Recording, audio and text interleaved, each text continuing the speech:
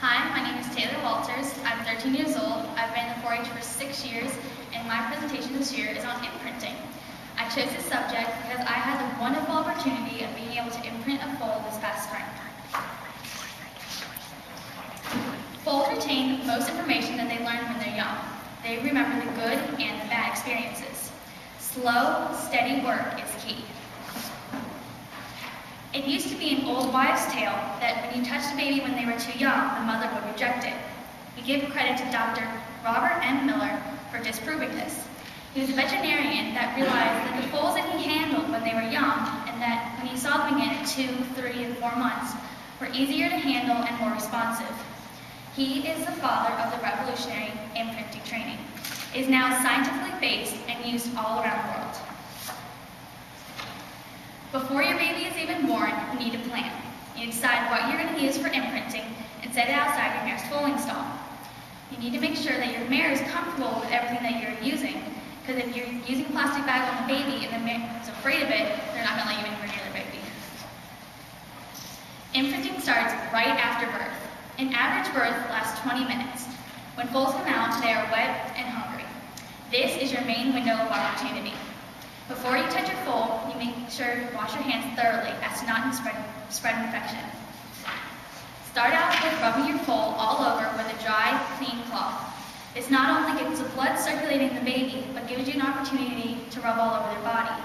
You want to start with the less sensitive areas, such as the back and rump, and then slowly move towards more sensitive areas, such as the leg, heads, and privates. But you never want to do too much at once as to not overwork your baby. And then after you're done with these couple things, let your foal be with their mom to nurse.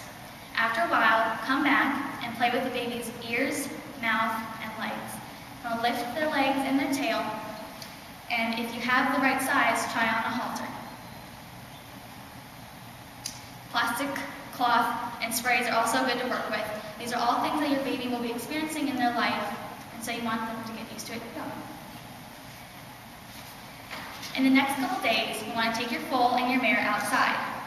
You want to try them in your local riding ring, on trails, in wash rack, get them used to water and sprays, and on roads, on trails, and in trailers possibly.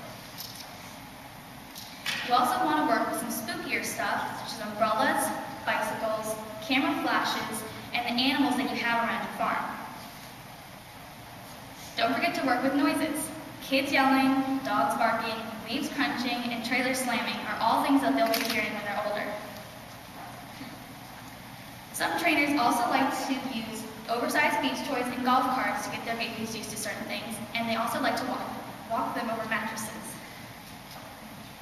Our models for today are Daisy and Cricket.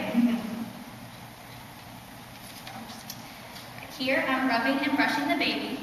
When you brush the baby, you want to make sure you use a lot of different types of brushes, hard, soft, curry combs, to get the baby's skin used to different textures. Here we're playing with the feet, ears, and mouth.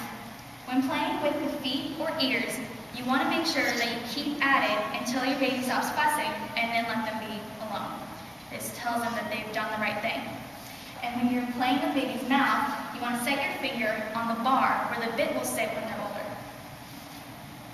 And here we're working with cloth and a halter. Here we're working with some spooky stuff, sprays and an umbrella. You want to work with sprays because one day you're going to want to spray your baby with show sheen, fly spray, and you want them to be used to it. Here we're working with a plastic bag. When working with plastic bags, you want to use it all over your baby, on their head, on their body, and especially on their legs. Now this is clipper time.